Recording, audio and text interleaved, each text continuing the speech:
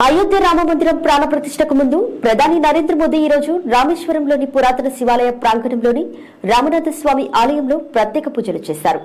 అంతకుముందు అగ్నితీర్థం బీచ్ లో పుణ్యస్థానాలను ఆచరించారు. సముద్ర స్నానం అనంతరం ఇక్కడికి తీర్థబావుల జలాలను ఒంటిపైకి పోసుకున్నారు. రుద్రాక్ష మాల ధరించిన మోదీకి రామనాథ స్వామి ఆలయ పూజారులు సాంప్రదాయబద్దంగా స్వాగతం పలికారు. గుడిలో జరిగిన భజన కార్యక్రమంలోనూ ప్రధాని మోదీ పాల్గొన్నారు.